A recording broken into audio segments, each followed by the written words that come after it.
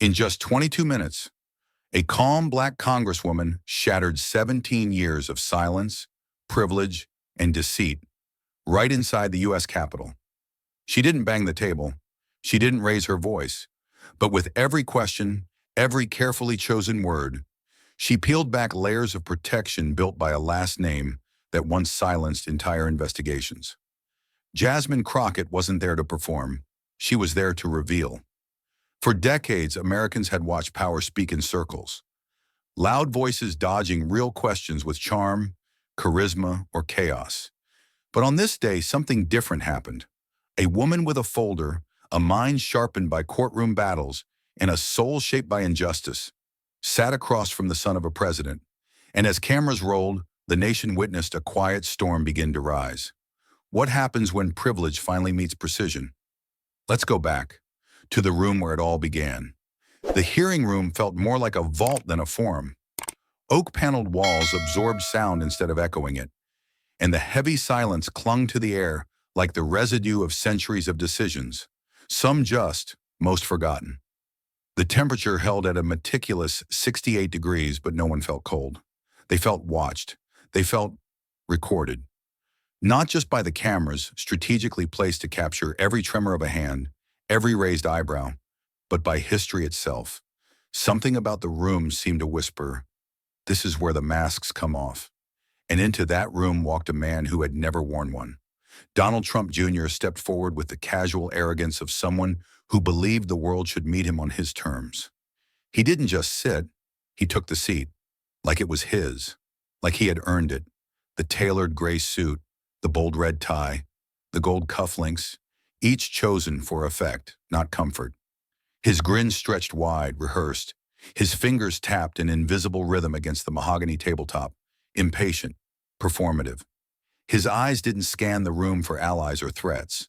They scanned for cameras, for angles, for opportunity. To many watching, he looked composed. To someone trained to read the subtle signs of unraveling, he already looked worried. What made it worse, what gnawed at the edge of his manufactured calm, was the silence. No opening banter. No, "Welcome, Mr. Trump." Just papers being quietly placed on polished wood. Just the sound of creaking leather as members shifted in their seats. It was the kind of silence that didn't wait to be filled. It waited to be broken. And then she entered. Congresswoman Jasmine Crockett didn't announce herself. She didn't need to. The energy in the room changed the moment she stepped inside. Not because she was loud, she wasn't. Not because she was theatrical, she wasn't.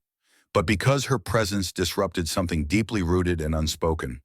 She represented everything the room wasn't designed for. A black woman with the composure of steel and the weight of generations in her stride. She walked in holding a black folder. Simple, slim, but somehow heavy. What was in that folder? Why did one of the aides sitting behind Trump Jr. instinctively glance at it, then look away? Why did the cameras, even without instruction, shift slightly in her direction as she sat? Not in the spotlight, but at the center of gravity. Crockett placed the folder gently on the table. No sound, no theatrics. She adjusted her glasses, not as a gesture, but as a calibration, like a surgeon adjusting their mask before an incision. And then she waited. She didn't speak. She didn't even look at him. And that's what unnerved him the most. Because in Donald Trump Jr.'s world, power spoke first. Power flexed. Power dominated. But this woman, this congresswoman with courtroom poise and no interest in games, was doing none of those things. She was letting the silence work for her, letting it do the heavy lifting. And the longer it stretched, the more the cameras caught what hadn't been visible before. His fingers tapping faster, his grin starting to falter. That slight shift in his posture, the tiniest adjustment, barely perceptible, away from the center of the table, as if trying to reclaim the upper hand without anyone noticing. And just like that, the dynamic had shifted. He had walked into the room believing he was the protagonist of his own performance.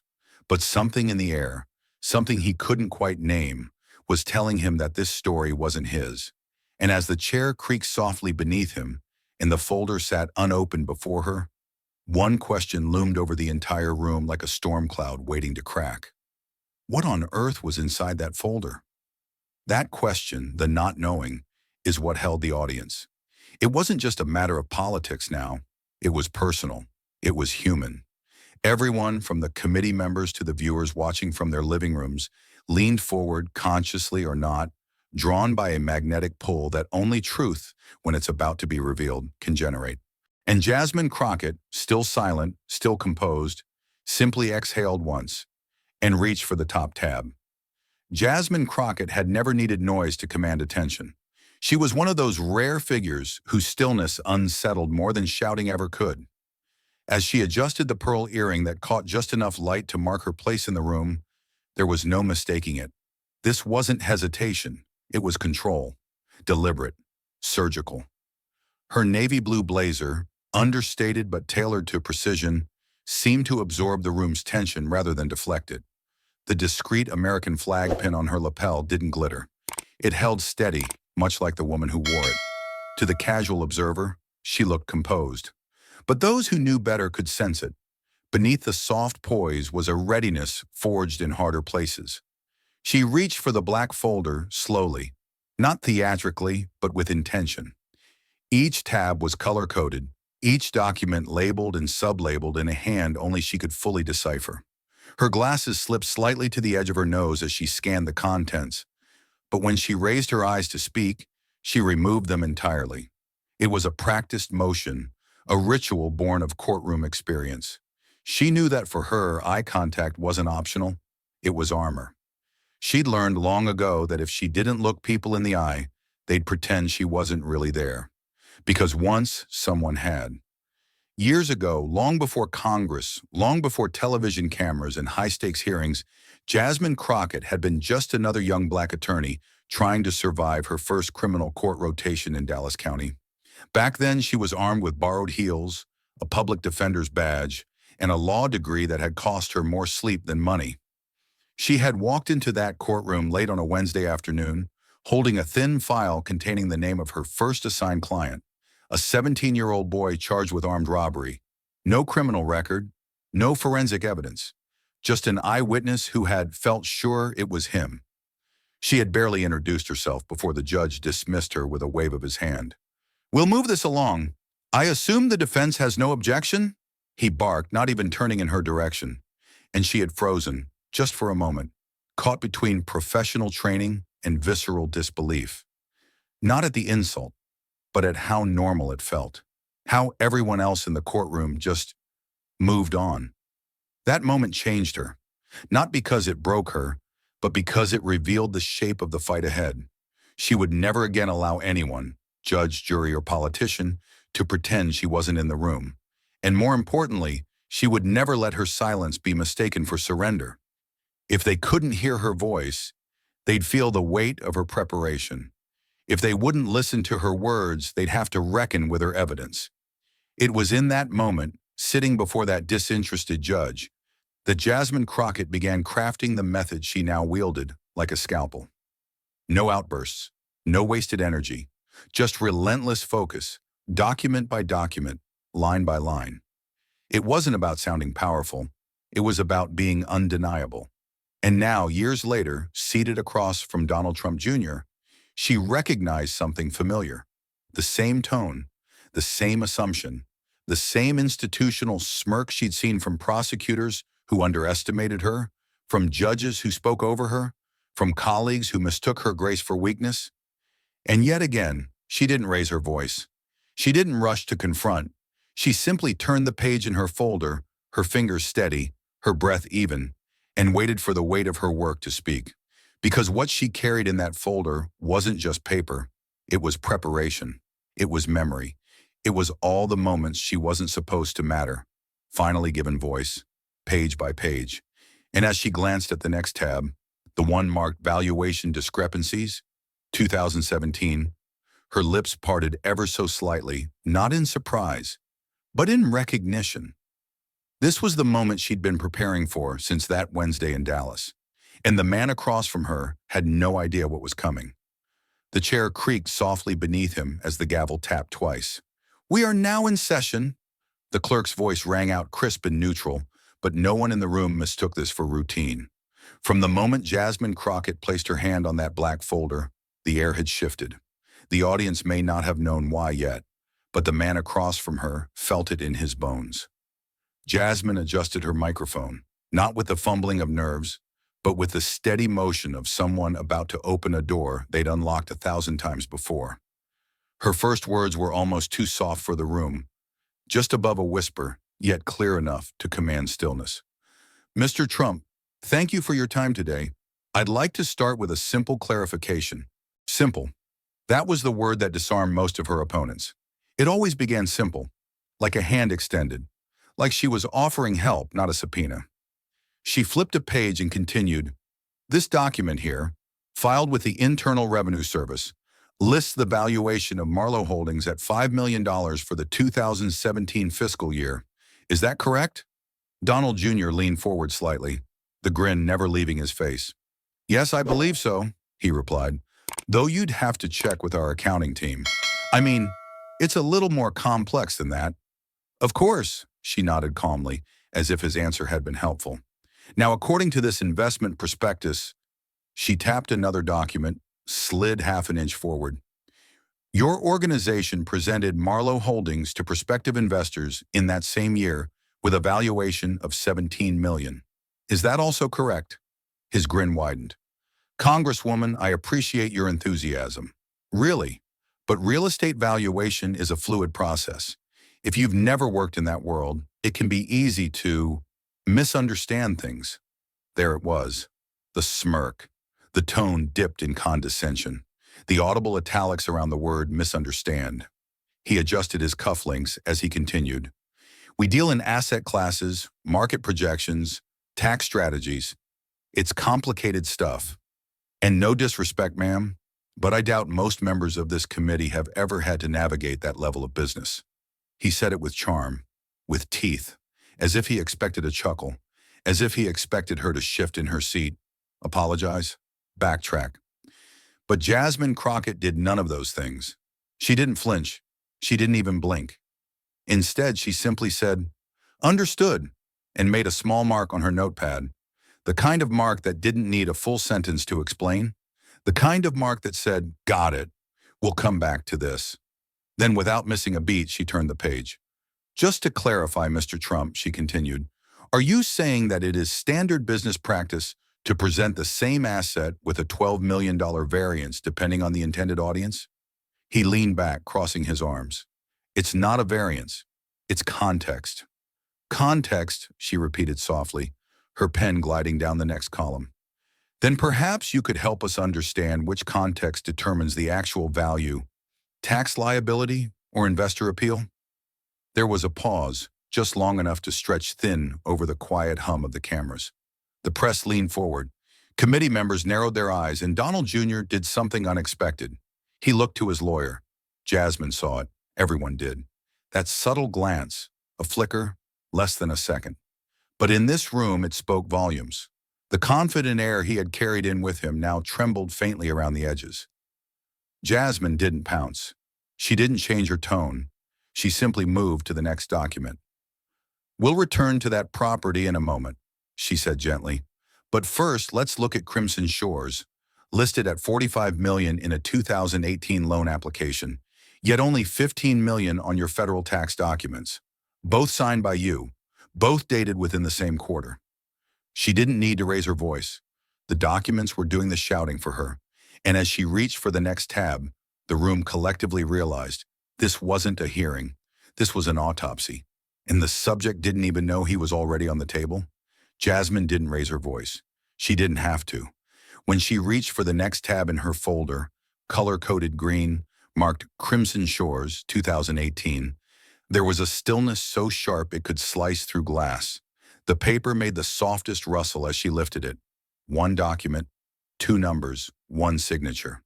The committee chamber, for a moment, felt more like a courtroom, and she, the calm voice at the helm, was both counsel and compass. "Mr. Trump," she began, her tone measured, not cold but careful. "This is a loan application to Deutsche Bank, submitted in March 2018. It lists the Crimson Shores property at $45 million in value. That is your signature at the bottom, correct?" Trump Jr. nodded casually at first. Yes, that's one of our standard lending forms. Totally routine. She didn't react. She just turned the page and slid it gently beside the first. And this document, she continued, is your 2018 federal tax filing. Same property, valued at $15 million. Her eyes met his. Also signed by you. The grin returned to his face, but something in his eyes flickered. Different documents serve different functions, he replied, louder than before. One's for lenders, one's for taxes. You can't compare them directly. It's apples and oranges. She nodded once, not in agreement, but in acknowledgement. Her pen made a single, deliberate mark. I see, she said, but just to clarify, for the record, you are stating that the same asset was reported at 3 times its tax value when seeking a loan, and you consider that standard? It depends on the financial context, he replied, this time a little quicker, a little sharper. Asset values shift depending on market fluctuations, on depreciation models. It's complicated. Of course, Jasmine said softly, lowering her eyes again. Complicated. Her voice was nearly a whisper now, and yet it pulled everyone closer. It wasn't the volume, it was the weight, the deliberateness. It made Trump's rising tone seem performative, insecure, like he was trying to drown out a sound that didn't need to shout to be heard.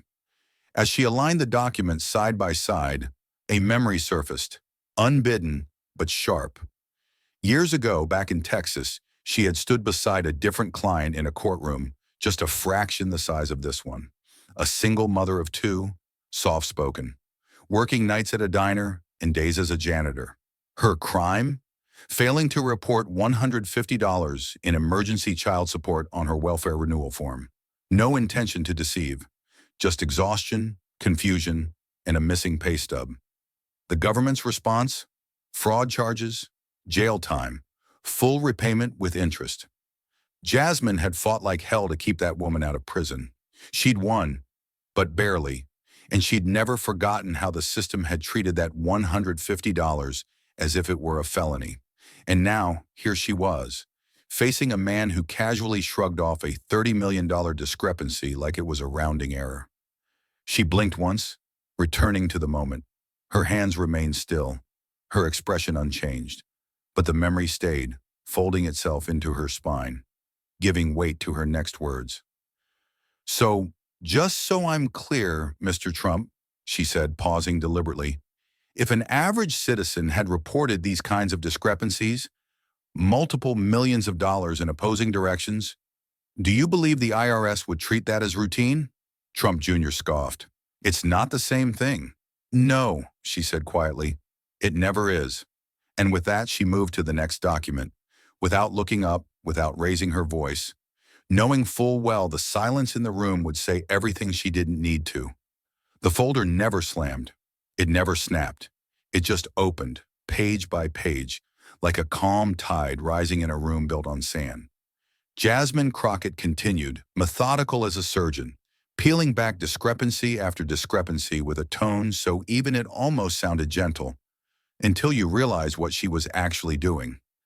Each document she slid forward bore the same marks: inflated valuations to banks, deflated reports to the IRS, different properties, different years, same names, same signatures. Trump Jr.'s bravado began to thin. A faint sheen of sweat had gathered just above his collar. His suit, once crisp, now looked like it was working overtime to hold its shape.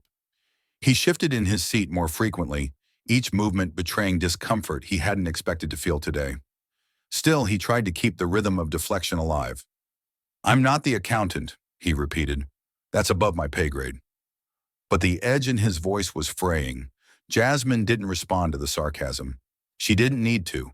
She simply lifted another document and asked softly, this valuation, for the Silverwater estate, signed by you again, lists a loan-seeking value of $62 million. Yet the same property appears on your tax return for that year at $18 million. Would you agree those figures are not consistent? He hesitated, his lips parted, then closed. Like I said earlier, there's context. Yes, she interjected, still calm. And what context would justify a $44 million difference in reporting value? There was no answer. only silence. And that's when Jasmine remembered the last real conversation she'd had with her father. He had been sick, days away from the end, but still sharp, a preacher's voice, even in a hospital bed. That night, she told him she was running for office, that the courtroom victories weren't enough anymore, that the system she'd spent her life fighting inside needed change from the outside. He'd smiled, weak but proud. "Don't let them bait you," he whispered. "Don't let them make you loud to be heard. Let your silence speak louder than their shouts. If you know the truth, baby girl, just carry it steady, like a torch." She had nodded, tears in her throat, and made a vow she was now honoring in real time.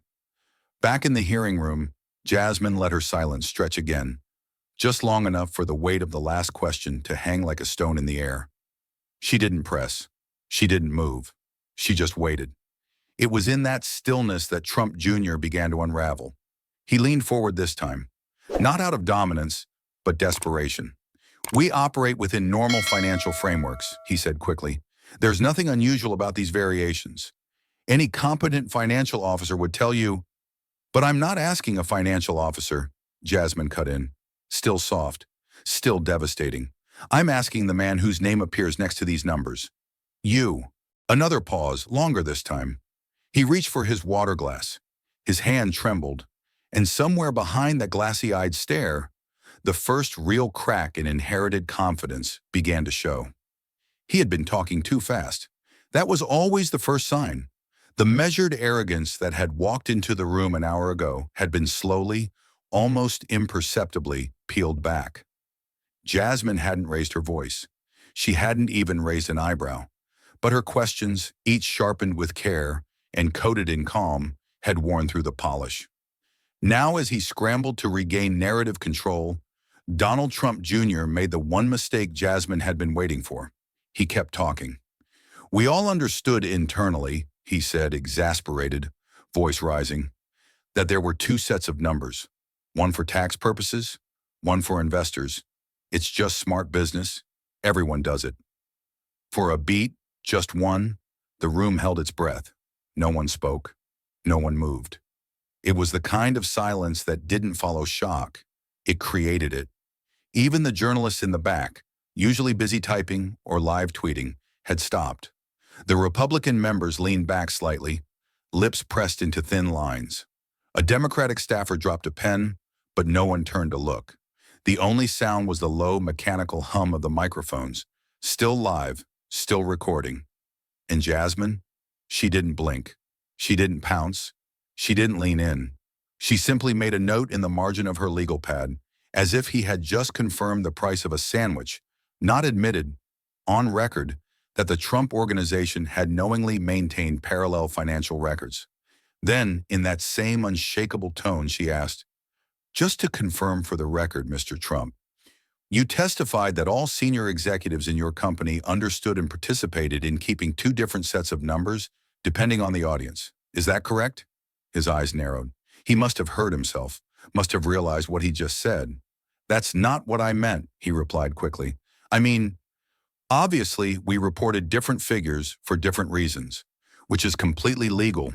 Contextual reporting is standard in large-scale real estate." Jasmine nodded, unfazed. "Of course. And would you say the term two sets of books was regularly used inside your organization to describe this practice?"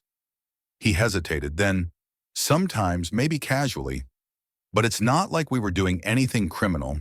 It's all interpretation." "Interpretation," she repeated gently. Then she pulled one more document from the folder. It was thinner than the others. A transcript. She slid it forward without drama. "This is from a board meeting dated March 12th, 2017. You're quoted here saying, 'Dad will lose it if the real numbers leak. We need to keep the two sets of books completely separate going forward.' Can you confirm whether or not that's your voice?" Trump Jr.'s mouth opened, then closed again. "That audio was obtained, illegally, I assume," he muttered.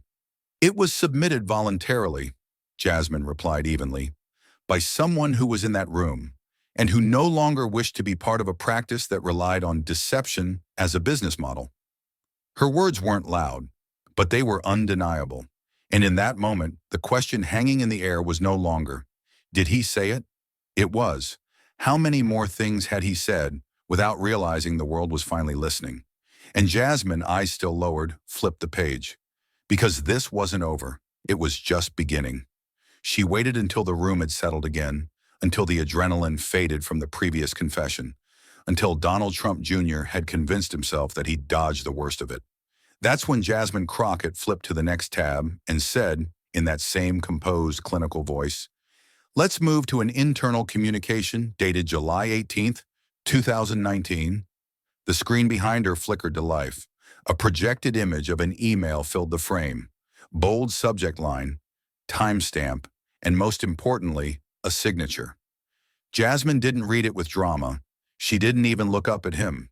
She simply read it as though it were another line in a tax return. We need to keep the valuations separate. One version for taxes, another for investors. I take full responsibility for this strategy." The silence in the room returned. Not like before, not electric. This time, it was weighty, sinking, as if the walls themselves were leaning in to hear the answer. Trump Jr. let out a short, tight laugh, more reflex than humor.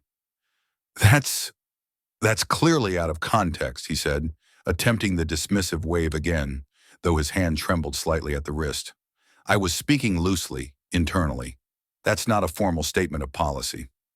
Jasmine tilted her head slightly like a professor gently nudging a student to rethink a flawed premise. "I see. So when you said, 'I take full responsibility for this strategy,' you didn't mean the strategy existed?" He shifted. "It wasn't a strategy. It was more a turn of phrase." "I understand," she said with a small nod. "Let's explore that context." Her fingers glided across the pages until she landed on the next printout, an email chain. Not one message, but three, stretching over a 3-week span. The same phrasing repeated. Discussions of tax versions, investment versions, loan documents, different properties, different figures, same tone, same sender. "I have here," she said, "multiple emails where this phrasing isn't just used casually, but is consistently tied to reporting decisions across departments. Would you say that reflects a broader organizational practice?" He opened his mouth, but the words didn't follow. For the first time, there was a pause that didn't feel like strategy. It felt like absence. The machinery that had propelled him through years of interviews and headlines, of family defenses and media jousts, was failing. He had no preloaded answers for this. "You're twisting my words," he said finally, but even he didn't sound convinced. Jasmine looked up, calm, unbothered. "I'm quoting your words, Mr. Trump. If there's a twist, it was already in the sentence." There was no sarcasm in her tone, no righteousness. That was what made it sting. Her voice didn't need to spike. It only needed to hold steady. And in the back of the room where aides and analysts were typing less and watching more, someone whispered what many were already thinking. He's losing it. Because Donald Trump Jr. had walked in expecting a performance. But Jasmine Crockett had brought evidence, and evidence doesn't flinch. In a modest living room just outside Detroit, a nurse on her day off sat with her coffee growing cold in her hands. She had tuned into the hearing by accident, just background noise while folding laundry. But now the clothes were forgotten, her hands frozen in mid-motion as she stared at the screen. Her mouth tightened slightly, not in shock, but in something older, recognition. She had been interrupted like that, spoken over like that. She had once been told by a supervisor that maybe she just didn't understand how hospital billing worked, even though she'd managed entire patient logs on her own for 12 years. Half a country away, in a quiet home nestled in rural Georgia, a retired civics teacher who had taught U.S. government for 35 years leaned closer to her tablet. She wasn't scrolling. She wasn't multitasking. She was watching Jasmine Crockett make history, not by shouting, but by out-preparing a man who thought preparation was optional. She murmured under her breath, "That's how you do it, baby. That's how you do it." And when Crockett pulled out the transcript, when she read it aloud with surgical steadiness, the retired teacher clapped once, alone in her kitchen. Meanwhile, social media had gone into combustion. Clips of the hearing flooded Twitter within minutes. One user stitched together Crockett's key lines into a 20-second supercut that racked up 1.2 million views in 3 hours. A TikTok creator with a following among working mothers captioned the video, "When you've had to be 3 times as prepared just to be heard."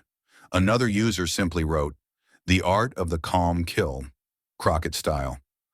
But it was one moment, one line in particular, that set the internet ablaze. It came almost offhandedly. Jasmine had leaned forward slightly, her voice still steady, still low, and said, "Cotton ain't what you planted, but it's certainly what you're harvesting now." A beat, a stillness, then the sound of collective realization. Within the hour, the phrase had been clipped, looped, and memified across every major platform. T-shirts went into mock-up production. Twitter bios were updated. A pastor in Chicago posted the quote with a caption, "Biblical, Southern, legal, lethal." The phrase became shorthand for justice catching up with arrogance. It wasn't just clever, it felt earned. Felt like something your grandmother might have whispered at the dinner table when a crooked politician finally got caught. It echoed scripture and street wisdom at once. People didn't just quote it, they felt it.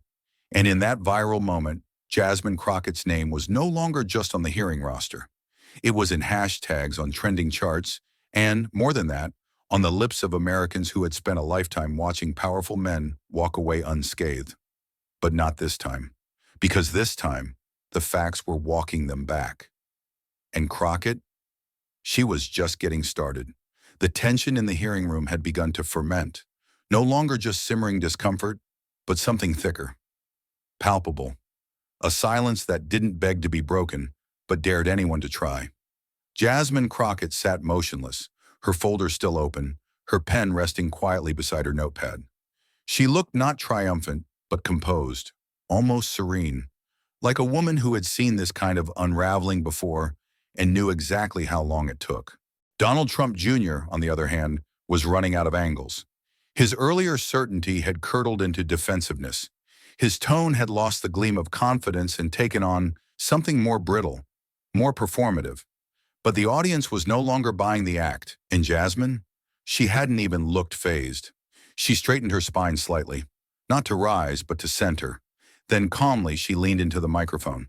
"Mr. Trump," she said, "just as a procedural reminder, you are currently testifying under oath. Do you understand that?" There was a pause. "Yes," he replied, slower this time, the words shorter than it should have been.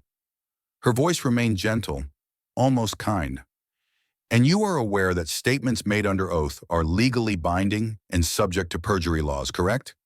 He nodded, then realized the cameras couldn't catch a nod clearly. "Yes," he said again. Only then did she look him in the eye. Her expression never changed. No anger, no heat, just quiet clarity. "Then allow me to ask you directly," she said. "Do you take responsibility for the numbers listed on these financial documents, each one bearing your signature?" She didn't blink. The room did. Staffers paused mid-note. Committee members leaned slightly forward. Even the stenographer seemed to freeze for half a second, waiting, because that question didn't have an easy exit. If he said yes, he was owning documents that displayed deliberate contradictions, potential financial fraud. If he said no, he was denying knowledge of filings he had signed, potential executive incompetence. For the first time since the hearing began, Donald Trump Jr. had no words, not even a half-formed retort. He opened his mouth, but nothing came out. Then finally, I'd like to consult with my counsel." There it was, the collapse, not in fire or fury, but in a single sentence that echoed louder than any accusation could. Jasmine didn't smile. She didn't gloat. She simply closed the current tab in her folder and said, "Of course. Take your time. Truth and consequence move on different clocks." And with that, she leaned back, still calm, still silent, letting the weight of his answer do all the speaking for her. Donald Trump Jr. adjusted the microphone with a sudden sharpness, the small pop it made echoing louder than it should have. His posture changed, less composed now, more deliberate. He leaned forward, face hardening, fingers lacing together on the table, as if preparing to switch the narrative by sheer force of tone. "With all due respect," he began, the phrase already foreshadowing the deflection, "this entire hearing is nothing more than a partisan attack on my family. This isn't oversight, It's a witch hunt. You're not looking for truth. You're looking for headlines. He glanced briefly toward a Republican member of the committee who nodded ever so slightly. That was the plan now. Shift the conversation. Move it from documents to motive, from numbers to narrative. If he couldn't discredit the evidence, he could try to discredit the people presenting it. We've been under investigation, under attack, under public scrutiny for a year, he continued, voice gaining volume. And this is just another attempt to score political points. My father, my family, we've built businesses, created jobs, paid millions in taxes, and now we're being dragged through the mud for normal business practices. It's disgraceful. He paused, expecting pushback, maybe even a raised voice. But there was none. Jasmine Crockett didn't shift, didn't blink. She just sat still, listening. Then slowly she picked up a document again, not to brandish it, not to dramatize, just to look at it, as if confirming the sky was blue. And then she spoke. Her voice was quieter than his, but carried twice the weight. Mr. Trump, she said, documents don't vote, emails don't have agendas, numbers don't watch cable news. The sentence hit like a thunderclap made of facts, and though she had spoken it gently, almost with compassion, the press gallery erupted, silently. Reporters who had spent the last hour scribbling in slow, steady strokes now wrote faster, as if trying to capture what would be the pull quote of the day. Some underlined the phrase before they'd even finished writing it. Jasmine continued, her tone unwavering. You are welcome to question motives, Mr. Trump. That's your right. But these aren't rumors. They're records. They aren't accusations. They're signed statements. And while your opinions may be protected by free speech, these discrepancies are documented under oath. Trump Jr. started to speak again, but the edge was gone from his voice. Not because he'd given up, but because he could feel it too. The shift. The moment when public perception begins to turn, not through yelling or spectacle, but through the undeniable presence of the truth. Jasmine didn't pile on. She didn't escalate. She simply folded the document back into her folder and asked, "Shall we proceed?" And in that instant, the hearing no longer felt like politics. It felt like reckoning. Across the country, in kitchens, offices, and hospital break rooms, women stopped what they were doing and just watched. Some with clenched jaws, some with glassy eyes, and many with that familiar look. The look of someone who's been here before. Not in Congress, not on camera, but in rooms where their voices were questioned before they even spoke. In meetings where a suggestion wasn't heard until a man repeated it. In interviews where being qualified still wasn't quite enough. To them, Jasmine Crockett wasn't just asking questions. She was doing something far more radical. She was refusing to perform. No yelling, no cutting in, no voice raised in anger, no theatrics to match the man across from her who had mistaken volume for value. She didn't just take up space. She redefined the temperature of the room.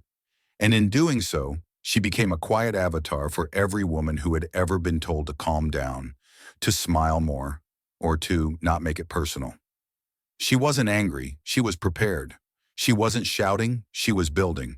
And for many watching, especially women over 50, who had survived entire careers inside male-dominated institutions, that mattered more than they expected. It wasn't just satisfying, it was validating. In a courtroom-style auditorium at a law school in Atlanta, students watched the hearing replay during a gender equity seminar. One of the older professors paused the video at the moment Jasmine replied, "Documents don't vote." The room was still. He looked at the students, mostly women, and smiled knowingly. "She's doing it," he said softly. "Exactly what we talked about." And for Jasmine, that moment echoed something deeper, a memory she hadn't planned to recall, but it surfaced now, unbidden, like a voice long buried beneath years of battle. Her first year of law school, tired, broke, sitting in the back row of a trial advocacy class filled with students who had never been told to sit quietly, to not interrupt, to speak only when called on. She had hesitated to raise her hand that day, hesitated even though she knew the answer. When class ended, her professor, an older black woman with decades in the courtroom, stopped her outside. Don't ever let them decide how loud you have to be heard, the professor said. The calmest one in the room always wins in the end, because she knows she doesn't need noise. She has the truth. Those words had followed Jasmine into every courtroom, every committee hearing, every television studio that tried to bait her into shouting. And today, as millions watched her unshakable composure crack the defenses of a political dynasty, those words came full circle. Not as advice, but as prophecy. Jasmine Crockett wasn't performing rage. She was mastering restraint. And in doing so, she wasn't just winning the moment. She was rewriting the rules. The room had grown quieter with every passing document, like an audience holding its collective breath during the final minutes of a chess match. Donald Trump Jr. sat slightly hunched now, one shoulder lower than the other, no longer trying to perform confidence, just maintain composure. The grin was gone. The occasional glance towards sympathetic committee members no longer offered rescue, and Jasmine Crockett was not done. She flipped to the final divider in her folder, the green table. No label was visible to the audience, but Jasmine knew exactly what it said. She had written it in pen the night before. Same day, same hand. Mr. Trump, she began gently, I'd like to revisit a property we discussed earlier. Crimson Shores. I have here two documents. Both are dated April 18, 2018. Both bear your signature. The screen behind her lit up again. Side by side, two images appeared. On the left, a bank loan application listing the property at $42 million. On the right, a tax document filed with the IRS valuing the same property at $14 million. Same asset, same date, same signatory. Only the numbers changed. Can you explain how a property can hold two dramatically different values on the same day under your signature? She asked, her voice still steady. Was the market that volatile at 10:37 a.m.? Trump Jr. leaned in, then immediately leaned back, as if the motion itself might buy time. These are complex instruments, he said, almost pleading. Different reporting requirements. You're oversimplifying something that accountants deal with all the time. But you're not an accountant, Jasmine said quietly. You're an executive vice president. You sign both. I'm simply asking which version is the truth. He opened his mouth, paused, then went with the fallback. They're both truthful in their respective contexts. And that was it, the final contradiction. Because minutes earlier, he testified that different versions were informal, conversational, nothing resembling policy. Now he was defending them as deliberate representations, simultaneously valid despite their contradiction. Jasmine let the words hang for a moment, then slowly stood. She didn't raise her voice. She didn't point. She simply looked at him and said, Truth doesn't bend depending on your audience, Mr. Trump. That's what spin does. That's what salesmen do. But truth? Truth stands up the same way in every room. There was no dramatic pause. No need. The line dropped like a weight into the heart of the hearing. No one interrupted. No one objected. The only sound was the faint tap of a reporter's pen in the press gallery, writing fast, underlining twice. Trump Jr. shifted again. This time it wasn't strategy, it was discomfort. Because Jasmine Crockett hadn't cornered him with volume. She had done it with paper, with patience, with facts. And now as she returned calmly to her seat, the trap had closed, not with a slam, but with a whisper. It began like a slow metronome, precise, unrelenting. Jasmine Crockett leaned into her microphone, not with urgency, but with discipline. Mr. Trump, she said gently, when you signed this loan application, valuing Willow Creek at $88 million, were you aware that the same property was valued at $26 million on your IRS filing 3 weeks earlier? Donald Trump Jr. didn't hesitate. On advice of counsel, I invoke my Fifth Amendment right. Jasmine nodded, as if she'd expected it. She flipped a page. Did you instruct your financial director to prepare separate internal and external reports for Marlowe Holdings? Again, I invoke the Fifth. And so it went. Each question was clean, undeniable, paired with evidence already entered into the record. Each answer, identical, rehearsed, hollow. She wasn't accusing, she was asking. But in the rhythm of her restraint, The truth began to hum louder than any speech, because pleading the fifth once suggested caution. Pleading it repeatedly, on matters with his signature at the bottom, began to say something else entirely. The 10th time, even his tone changed. Gone was the performative cadence. The replies grew quieter, slower, less like defense, more like resignation. Jasmine didn't press, didn't challenge. She simply kept going. Did you authorize the discrepancy in valuation between Crimson Shores and Silverwater Estates? Were you aware internal memos referred to the practice as fiscal camouflage? Each question landed heavier than the last. By now, even the press gallery had stopped writing. They were watching because they knew what they were witnessing wasn't spectacle. It was structure, precision, a legal dismantling masquerading as a polite Q&A.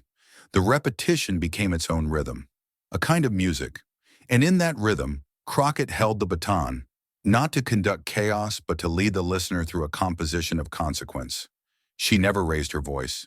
She didn't need to, because in that room, the silence after each, "I plead the fifth," said more than any argument ever could.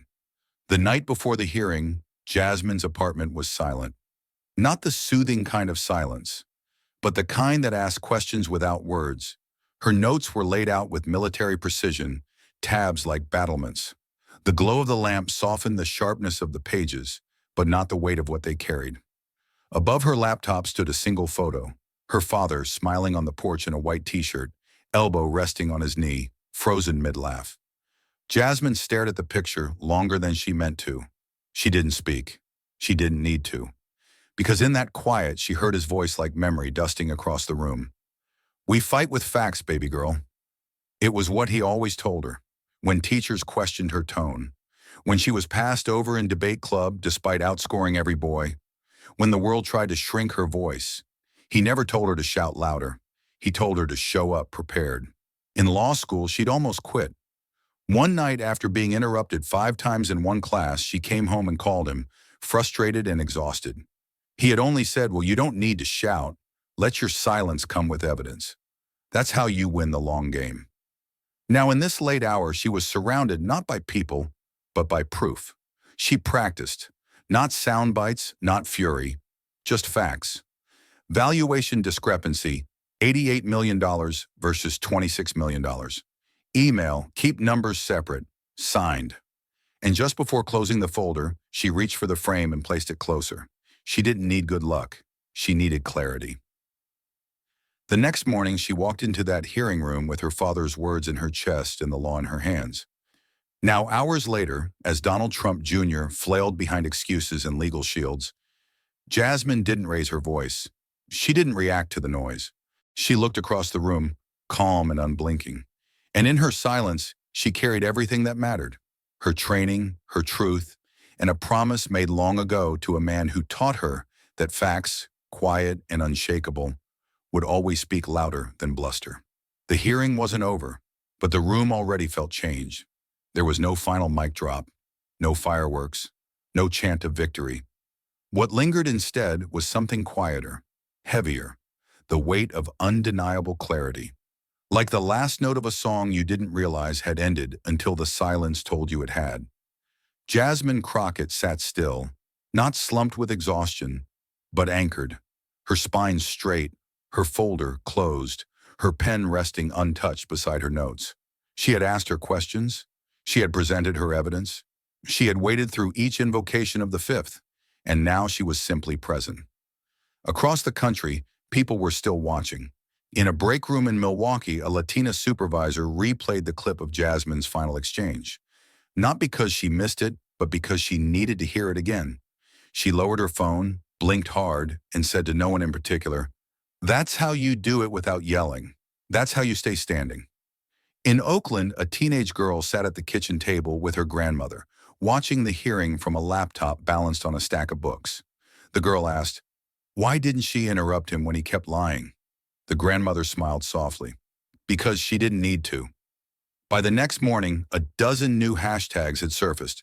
Haas, Crockett method, or top prepared not performing, shocked or truth doesn't flinch. But the one that kept spreading wasn't loud or clever. It was quiet, steady, like her. The whisper that carried journalists noted how rare it was to witness restraint go viral. Commentators across networks, from MSNBC to even reluctant voices on Fox, admitted what viewers already knew. Jasmine hadn't humiliated Donald Trump Jr. He had exposed himself. All she did was ask and wait. And in that waiting, millions saw a kind of strength that wasn't about dominance but endurance. They didn't just see a congresswoman. They saw a nurse ignored by her supervisor, a mother dismissed in a bank, a student talked over in class, a professional silenced in meetings. Jasmine Crockett wasn't just asking on her behalf. She was asking for all of them. Later, when a reporter asked what gave her the confidence to stay so composed in the face of power, Jasmine answered plainly, "Composure isn't the absence of anger. It's the presence of purpose." No applause, no soundbite tone, just truth. And as she walked out of that hearing room, head held high, cameras flashing, aides scrambling to keep pace, what followed behind her wasn't noise. It was a whisper, and that whisper carried farther than any shout ever could. By the time the sun rose over Capitol Hill the next morning, the shift had already begun. It wasn't loud and it didn't announce itself. But in corner offices, newsrooms, and boardrooms across the country, people had started reading the documents for themselves. Not the spin, not the headlines, the actual documents, projected the day before on a screen in front of millions, signed by a name too familiar to excuse. At a major financial firm in Manhattan, a compliance officer paused mid-email and walked down the hallway to her supervisor's office. "We need to revisit the loan files for any Trump Organization assets," she said. "Everything post-2016. If we don't do it now, someone else will, and they won't give us the benefit of the doubt." At a regulatory agency in D.C., a junior investigator arrived to find her director already holding a folder labeled Crimson Shores. No words were exchanged, just a silent nod to begin the review. The team had spent years dancing around the Trump financial network, cautious not to provoke lawsuits or headlines. But now Crockett's questions had made avoidance a liability. Even media voices that had once defended the family began to pivot. "We're not here to defend bad accounting," said one host, her tone unusually measured. "We asked for transparency. Now we have it. The numbers don't lie." That was the phrase that kept resurfacing. The numbers don't lie. It appeared in op-eds, social media threads, even sermons from Sunday pulpits. And not because Jasmine Crockett had made it a slogan. She hadn't even said it, but she had shown it by sitting still, staying silent, and letting the evidence speak for itself. In kitchen table conversations across America, the hearing came up like a weather report. "Did you see that congresswoman yesterday?" someone would ask, over coffee or casseroles. "She didn't even yell," others would say, and she still shut him down. In schools, young women scribbled her name in the margins of notebooks. In offices, employees forwarded clips to co-workers with subject lines like, "Watch how she handles this." It wasn't just a political moment, it was instructional. But not everyone responded with reflection. Inside Trump Tower, emergency meetings were called. PR teams scrambled to draft statements. Legal advisors reviewed every document Jasmine had cited, cross-referencing signatures and dates. There was no plan yet, only panic. The man at the center of it all, Donald Trump Jr., had gone silent. No press conference, no social media barrage. For the first time in recent memory, the son of the former president had nothing to say. Because this time, his words weren't missing. They were in ink. And someone, calm, composed, and unstoppable, had finally read them out loud. When the hearing recessed for the day, reporters rushed past one another in a blur of blinking lights and mic flags. The hallway outside the chamber buzzed like a beehive, commentators prepping their segments, cameras angling for a shot, assistants fielding calls from newsrooms across the country. But Jasmine Crockett didn't take the podium. She didn't seek a soundbite or victory lap. Instead, she stepped into a quieter side hallway with her aide, reviewed her notes once more, then offered to speak briefly. Not about Donald Trump Jr., not about the hearing's virality, but about what mattered more.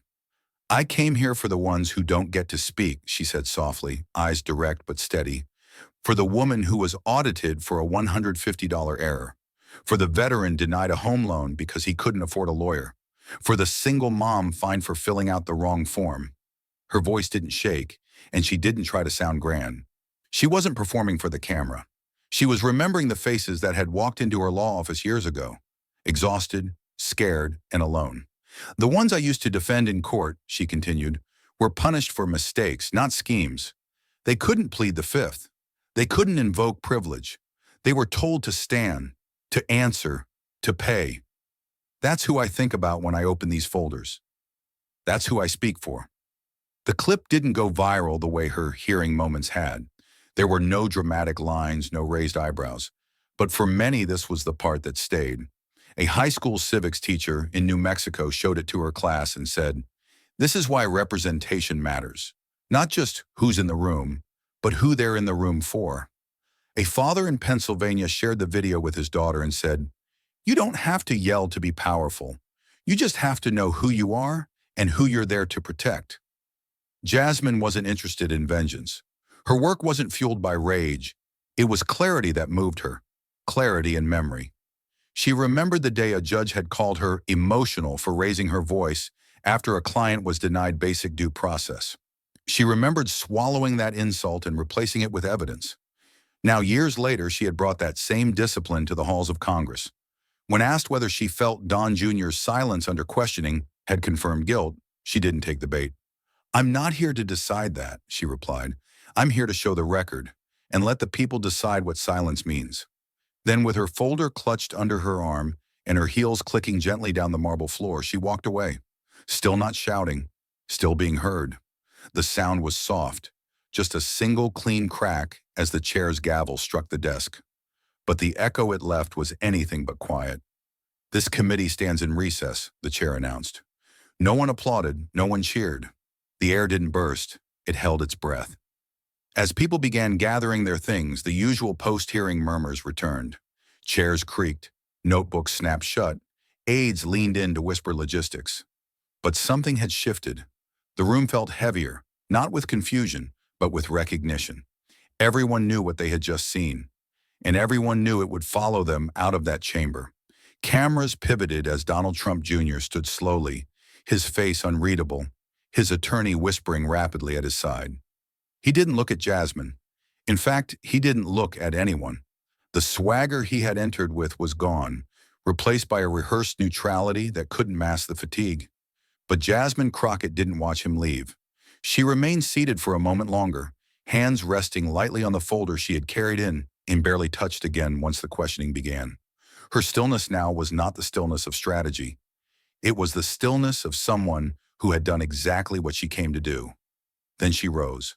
Not dramatically, not to command attention, just to move forward. A few reporters called her name as she exited, but she offered no remarks. Her silence now was just as deliberate as it had been during the hearing. There would be time for statements later. For now, she let the truth settle on its own. And it did. Behind her, others were already talking. A Republican staffer muttered, "That was surgical." A Democratic aide just shook his head and whispered, "She didn't even blink." Out in the hall, as reporters rushed past to file their clips and commentary, one paused and looked back at the now empty room. "She didn't win by dominating," he said aloud, half to himself. "She won by refusing to flinch." The internet would soon explode again, of course. Hashtags, quotes, breakdown threads, body language analyses. Political commentators would spin, opponents would scramble, allies would rally. But in that moment, just after the gavel dropped, before the noise returned, there was clarity. A reckoning had occurred, not with shouting or scandal, but with steady hands and documented truth. A woman had walked into a room built to silence her, and instead made the silence work for her. And the people watching, they didn't just see a committee hearing, they saw possibility. Because if someone like Jasmine Crockett could turn that room inside out without raising her voice, what else might be possible? What else might change if we stopped waiting for a roar and started listening to the quiet? The walls were gray, the lights were soft, and the cameras were smaller than she was used to. There was no hearing room here, no wood-paneled authority, just a simple studio tucked into the corner of a nonprofit media space in the Southeast DC, the kind of place that ran more on passion than payroll. Jasmine Crockett sat across from a young interviewer who had once interned for her. She wore no pin, no podium polish, just a navy blouse, sleeves rolled once, folder nowhere in sight. It had been 4 days since the hearing. The hashtags were still trending. News outlets were still dissecting every pause, every question. But Jasmine hadn't said much since, until now. The interviewer leaned forward. She didn't start with politics or polls. She just asked, "What now?" Jasmine paused, not because she didn't know, but because she always took her time with real questions. "What now?" she repeated softly. "We make sure the silence doesn't return." The interviewer raised an eyebrow. Jasmine continued. "You know, that room wasn't powerful because I spoke," she said. "It was powerful because, for once, someone like me wasn't interrupted, wasn't shouted down, wasn't dismissed before I finished a sentence." She looked down for a moment, then back up. "The work now is to make sure that doesn't stay a rare moment, that it becomes how we work, how we govern, how we protect the truth." The interviewer asked about the Fifth Amendment, about how many times Trump Jr. had invoked it. Jasmine didn't flinch. "He had the right to stay silent," she said, "but rights don't remove responsibility. If you sign something, own it. If you speak something, stand by it. And if you choose silence, understand that silence also speaks." The room was still. She glanced toward the glass window of the control booth, where a producer sat, transfixed. "People say I embarrassed him," she added, "but I didn't come to embarrass. I came to clarify."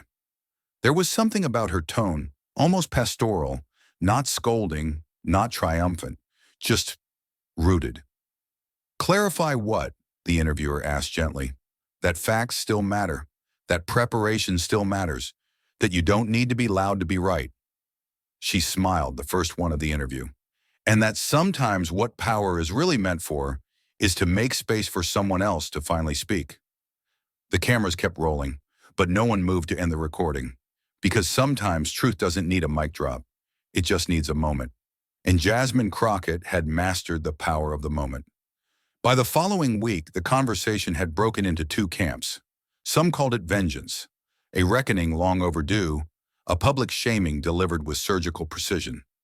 Pundits on evening panels referred to it as Crockett's crossfire, describing her questioning as ruthless, brilliant, almost predatory in its calm. Memes and highlight reels spread like wildfire. Some praised her composure. Others accused her of humiliation, masked in civility. But others, many others, saw something different. They didn't see vengeance. They saw vindication. Not just for Crockett, but for every person who had ever been talked over, every woman labeled too intense, every voice softened to survive the room. This wasn't about punishing Trump Jr. This was about revealing the architecture of a system where power often dodged truth. Not through lies, but through noise, connections, and confident deflection. The debate played out online, in op-eds, in quiet conversations between daughters and mothers, colleagues and friends. But through it all, Jasmine said nothing. Not because she lacked a response, but because she knew silence, when chosen, not forced, could be the most powerful answer of all. Inside the Capitol, the House Oversight Committee quietly launched a formal inquiry into the Trump Organization's submitted financial disclosures. The decision passed without fanfare. No speeches, just signatures. When asked by reporters if her hearing performance had pressured the committee to act, Jasmine only replied, "The documents spoke for themselves. I just held them up." That week she returned to her district in Texas. No rallies, no media parade.